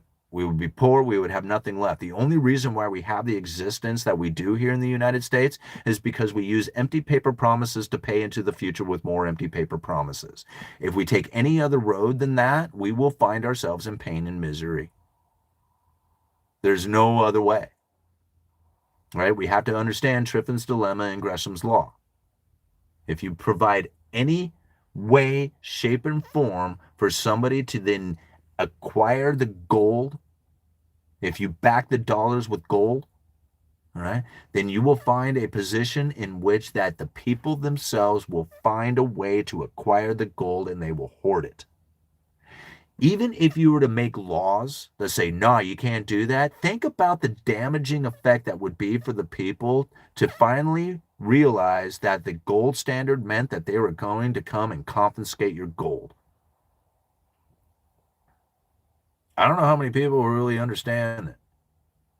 When we were on a gold standard, they confiscated the gold. There wasn't enough of it, so they kept it. They kept it for themselves and then said, oh, no, we're going to hold on to this because if we had it out there, you know what's going to go on? You're going to buy foreign production and it's all going to go away.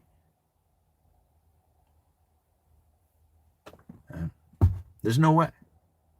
You should be on a gold standard yourself. You should be saving and hoarding as much silver and gold as possible. And when I mean that, I mean that. Like if you have no silver in your possession right now, that is the very first thing that you should go out there and get tomorrow. Go down and spend the 50, 60 bucks or whatever it is to get a ounce of silver and put it in your possession. It's very important. Right? And it's almost critical that you do that just about every single month. Even if it's just one coin a month that you're picking up. Very important that you have an insurance policy that is separated from the third-party claim, third-party risk. That protects you from government, it protects you from banking system, it protects you from all that stuff. But that's the only thing that's out there that'll do it. And you cannot give that power to them. You must retain that for yourself, right? Don't wish for a gold standard. It's not a good idea. If we were a manufacturer, I would totally be down for it. I'd be, yeah, man, gold standard it up, bro. Yes, for sure. Like, definitely. In fact, I would much rather have that than anything else. But we're not a manufacturing powerhouse. We're a debtor consumer nation, which means that we would consume the production of the world and we would export all our gold. And then it would all be over. We could switch to gold at any moment. We would just need our entrepreneurial people to get on board. We can't. Deplorable. That's it. Like, I mean, you go ahead and dream and have a fascination about the idea or whatever, but the underlying economic forces are directly pushing against that. And if you want to like theorize and have fun with that, go for it. I'm not going to waste my time. Personally, like, and I'm not trying to say that you're wasting your time because it could be very entertaining and thought-provoking and conversation building and maybe even, you know, building up that understanding better to do that. But I get it, right? I get why it is that we now sit on a fiat currency that is the world dominating, you know, system in which that people are very disgusted by, and I understand why it's all taken place. I am not going to try and change it. Right? I can't change anything about it. I recognize why it evolved from a gold standard into the fiat standard. And I get what it is that these powers that be are attempting to do with their monetary policies. And I'm not trying to brag it up like I'm some sort of super genius or anything, but I've studied this stuff quite a bit. And when I find information that doesn't seem to be anywhere else that is delivered directly from the Federal Reserve, I'm thinking, okay, I think I've dialed it into something, I've clued in on something that I know very few people have any understanding of. I'm cool with it. I trust myself over anything else that's going on out there.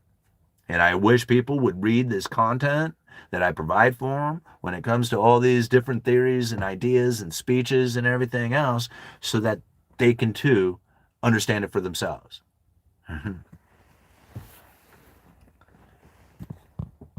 Like Bill Gates in China buying up our farmland.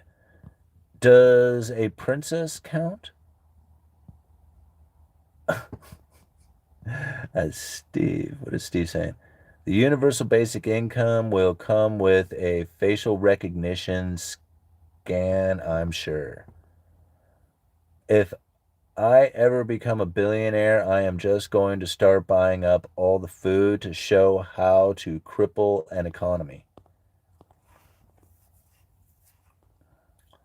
Is it true that the United States is trying to monetize their dollar distribution around the world and the world is trying to monetize their trade supply chains? Well, I think that's kind of the idea behind tokenization, is that if you tokenize all your stuff, then, everything will be on this, like, digital platform. But even on that, like, you still, it's, okay, let me see if I get this right. If you were to use a system in which that you tokenized everything, and then that tokenized system was able to start performing the trades in which that normally a dollar would do, you would still have to have a system of value that says 1 unit of something equals this to that, right? Now, granted, it could start becoming very seamless and easy for a lot of these, digital currencies or whatever to perform, say, this like barter trade of sorts, where you're doing like different types of tokens inside of a trade to find the fractional value of it based on, like, say a Bitcoin value or something. I guess there's ways of making these sort of things happen, and then at that point you would still be reliant upon the Bitcoin to produce at least some sort of idea of what it is that we are valuing, right? Because how much are my carrots worth for that guy's fish over there? How do you determine that? Well, market does. So if you bring a bunch of carrots to market and people are saying, hey man, I'm going to buy up all your carrots, you're thinking, well, maybe I should raise the price, until somebody says, man, I'm only going to buy half your carrots, right?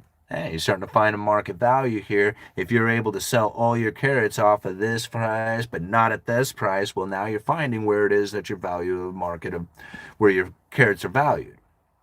But if you got a bunch of carrots and this guy has a fish and he's like, well, let's trade. Well, how much are like, we just have to guess. Like, I mean, how much is that fish worth to you in carrots?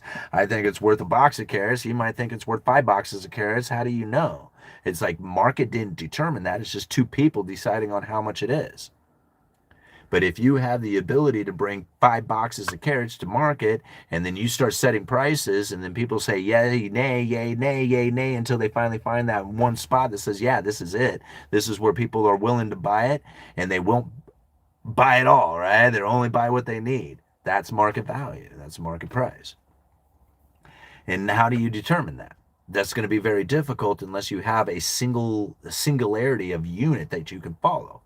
This many ounces of silver is equal to this many carrots to that much fish. So this is really how most experiences are going to go down. I played the barter game, but it's always based on dollars, right? Yeah, I'll trade this for that. It's worth 3,000. You got something that's worth 1,500. What else you got to make it worth the $3,000? Now we trade. But it's always based off of a unit of something. So again, is there a way to streamline this? Yeah, I'm sure there is. You got nickel tokens out there that are literally off of the nickel mines that are producing the nickel metal out there that has these tokens that are now being used as transactionable tokens, that you can use to buy things with. I can envision the ability to use these digital tokens for everything in our entire lives. I mean, it's almost overwhelming in a way that it could actually happen, especially you start moving into things like smart contracts that will perform the task regardless of anything else out there. Man, I mean, this is an amazing technology that is really starting to come up that many people are going to find, a whole new way of doing commerce from, being in the economy with. But it's difficult to understand how that's going to go down when people's resistance literally comes from, well, I don't know, if you can tell me how many dollars it's worth, I might join in.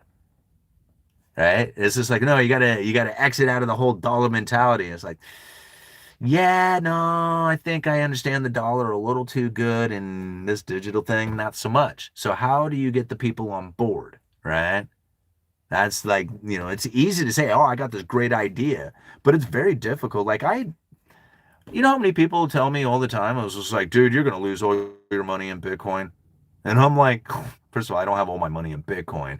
And that's a good one. Okay. Keep going with that, I guess. I don't know. They just don't trust it. And I get it. A lot of people, like, they'll tell me, I don't know about that silver stuff. I don't know about Bitcoin. And I'm thinking, where's your money, bro? You're in the bank. Like, I don't know about the bank, but you're okay with the bank. I'm not okay with the bank. I'm okay with Bitcoin and gold, but I'm not necessarily okay with the bank. Most people are okay with the bank. Like, I don't know how they're gonna. That's not gonna change. Like, that's not gonna change overnight. You know? But I can see it happening. I mean, it'll take time, but it will occur. The United States will use stable coins and Bitcoin, and that measure they're taking steps and ready to guide the world there. Yeah, but again, a currency has to be accepted, not forced. I don't know how many people realize that. Like even the dollar itself had essentially was a volunteering to use, but they essentially tricked the people because they made it look like a dollar, like silver certificates. It said Federal Reserve note. Now, when you look at those two side by side, they look very similar. So does a U.S. Treasury note. You got Federal Reserve notes, U.S. Treasury notes, silver certificate. You lay those three bills right alongside each other, those fiat currencies, and they look very, very similar to each other. Those are three very different types of currencies, right? But there was a time when all three of them circulated together. Nobody thought any differently between them. They didn't think, oh, well, the silver certificate, it holds a little bit more value than a regular Federal Reserve note dollar does. No, they never thought about that. It said $1 at the top, and that was it, period, end of story. So even though these three currencies were in circulation, really four currencies, if you think about coins also being in circulation, and then add the fifth one, debt, right? So now you got five currencies that are essentially floating through the system all at the exact same time that very few people recognized any difference in. Only one of them lasts. Why? Because all the rest of them were better currencies. Gresham's law drives them all out.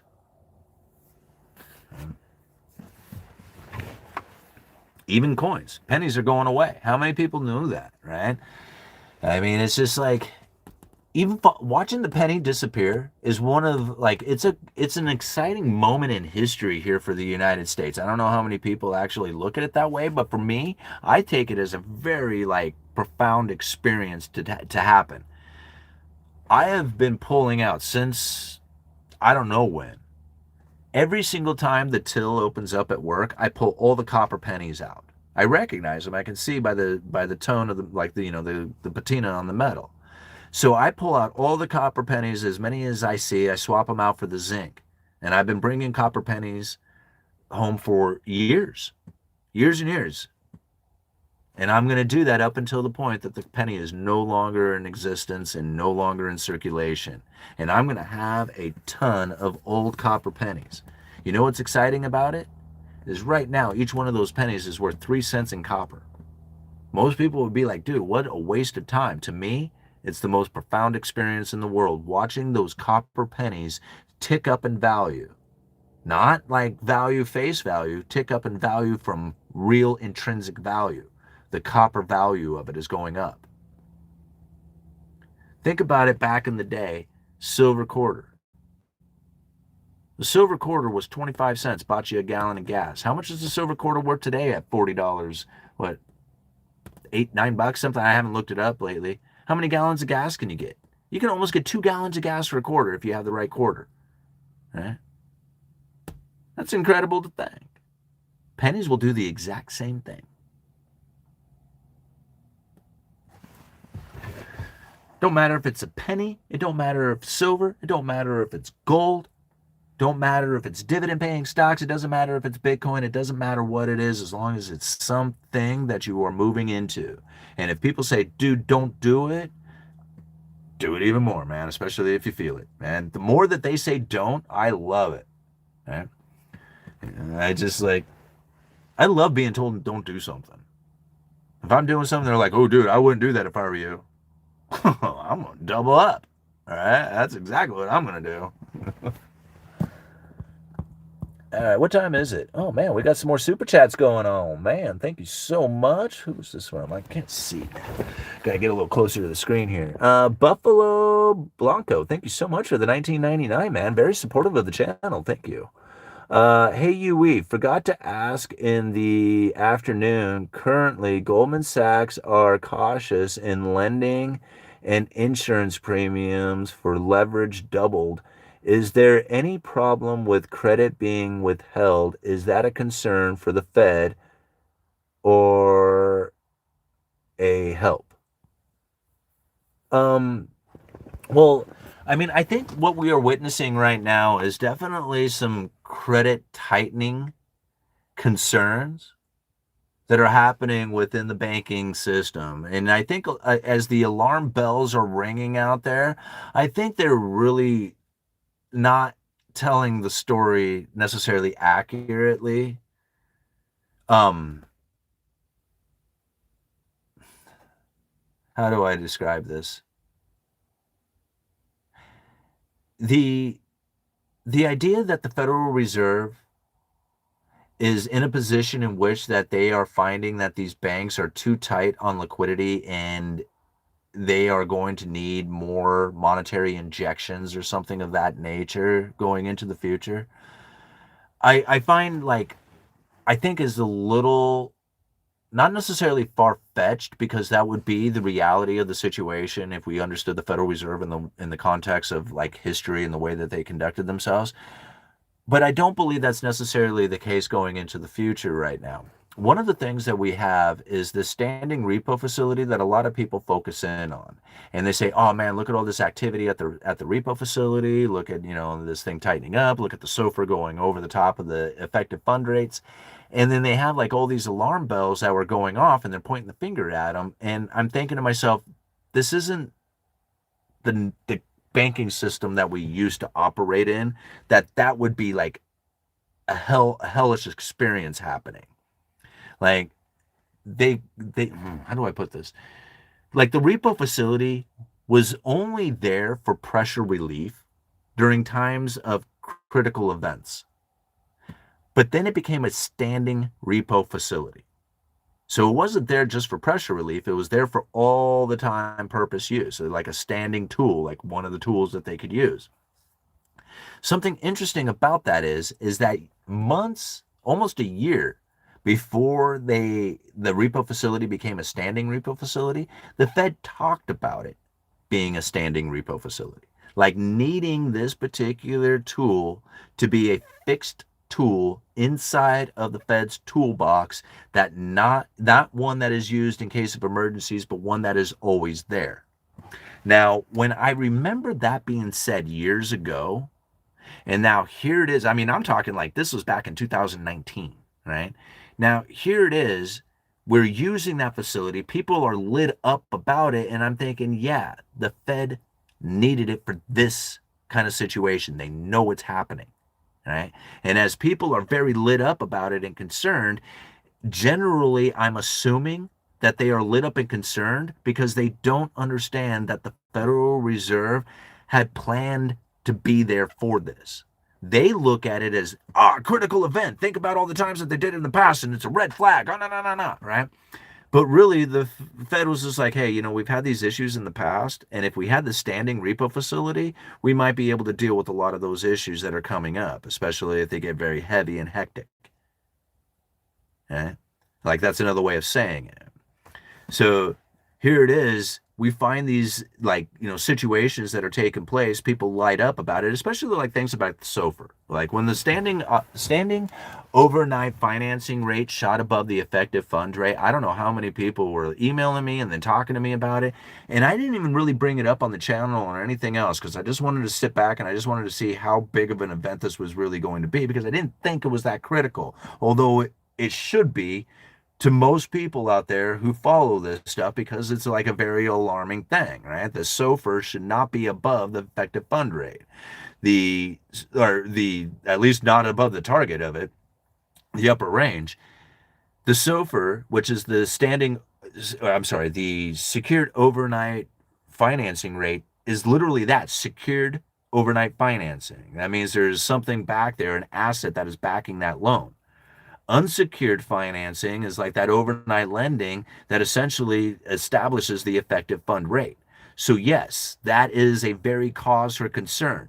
But then when you look deeper into it and you think about the balance sheet constraints that a lot of these big banks have, which is essentially preventing them from lending money into the SOFR without having to take on expenses from it, like a tax on their balance sheet from expanding it like that, which I know is really difficult. But if you look into the liquidity coverage ratio and the supplement liquidity ratio, this is really where the banking system was tied up from lending into the SOFR. And as that lending was being pulled back, the interest rates have to rise until they find somebody who's willing to participate in it. And that's where the money markets were coming in. So to me, I didn't look at that as a scary scenario. Although it was like at first, I'm like, whoa, what's going on here? Right. And so as the cause for concern rises and people start to panic, I have a tendency to step back, and be like, okay, I just missing something, maybe I'm just not getting it. What is it that's actually happening here? And as you step back and just view it for a few days or weeks and just kind of internalize what it is that's going on out there, you can get a much calmer, more rational view of it. People who took the one-sided idea, liquidity crisis, right? Well, now they have to defend that. They have to defend why they said it, why they got it wrong, why they're misinterpreting it, where the new information that now gives them a different outlook comes from. Right? Now, those people probably made a bunch of money with it. And I know I made a bunch of money on the fear mongering video that I did. All I did was a scare tactic title and thumbnail, which wasn't even that scary. It was just a triggering one. But the information doesn't change. Money is made off of the titles. That's what's funny about it. It's not made off of the information. I can give the greatest information in the world. If I don't give it a triggering, fear, scary title, it won't get the views. Isn't that sad? But that's the reason why newspapers do it that way. They just wouldn't sell it otherwise. They wouldn't even exist. Copper prices just look better and better. Yeah. All right. Oh, did I miss it? There's another super chat. Did I get that? Yeah, okay, Buffalo. Wanted to make sure I get them all. Thank you so much for all the support. Oh, Buffalo Blanco again with the $4.99. Let me rephrase. Can the Fed use the credible threat that concerns of liquidity, they will buy AAA corporate bonds to keep this bubble going? I don't think the Federal Reserve has the ability to buy that government debt in such fashions. Like there is the short-term, like commercial paper kind of thing that they can do, and there is some places that they can participate in that corporate debt, but for the most part, they lend it to banks who then go and buy the corporate debt, right? But as far as putting corporate debt on the balance sheet itself, I don't I can't be positive on this, but I don't think that's in their charter, like for them to be able to do that. There are certain things, like I said, like the commercial paper, the short-term stuff. There is some of that stuff that I believe can be used. And then there's loans that can be issued out using some of that corporate debt as collateral. But as far as the Fed outright purchasing of corporate debt and putting that on the balance sheet, I don't know if that's like even something they can legally do. Right? Now, the special purpose vehicles that were used during the pandemic had the unusual and exigent circumstances which triggered the Federal Reserve 13.3, which then gave them, in conjunction with the Treasury, the ability to establish that special purpose vehicle to buy corporate debt. But it took that unusual and exigent circumstance to trigger the Fed 13.3 clause or whatever it is, the rule,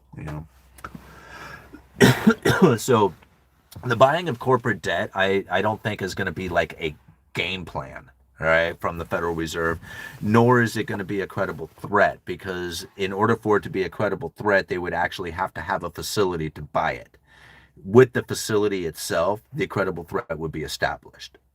So they don't have to produce it.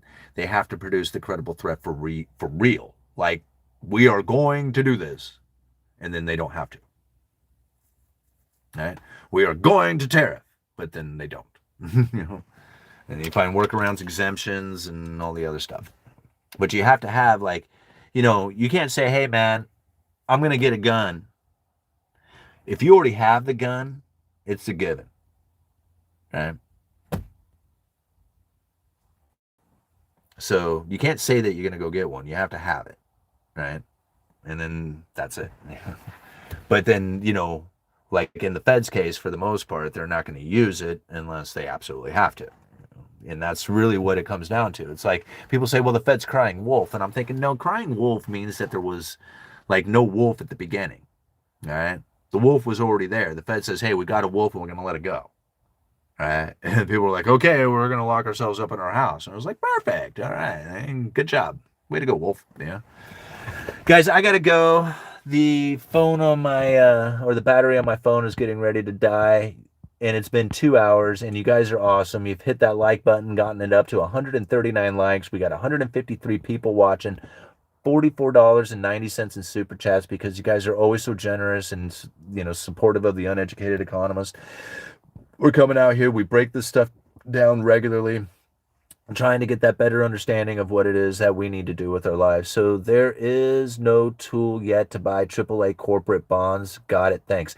At least that, unless something has changed, and from what I have understood, there is a very limited amount of things that they can actually purchase to put on the balance sheet. You got like gold, SDRs, bonds, mortgage-backed securities, and then I imagine on the shorter term, there is things like commercial paper, and then again, like the loaning and using of those particular assets for the loan. But that's the limit that from what I understand, and maybe, somebody could do more research and figure it out, that maybe there is some sort of clause out there in which that they can buy corporate debt. I don't know of it, right? I don't know what would trigger that outside of something like the pandemic that triggered the Fed 13.3. Okay? All right, you guys are awesome. Thank you so much for being here. Uh-oh. There we go. All right. Thanks for the show. Well, thank you, Steven. You guys are awesome. Thank you, All Nighter. Thank you, Brody. Thank you, Deja Vu, for being here. You're awesome. We got MLB. Thank you, UE. You guys are awesome. All Nighter with the links. Thank you so much for posting the links there, brother. I really appreciate it. All righty, man. You guys take her easy. Have a great night. Be safe. Uneducated Economist. You guys let me know. Let me read the last comments here before I click out. It says, have a good night, UE. And all that came from Justin. And then Buffalo says, thanks, UE. All right. You guys have a great night.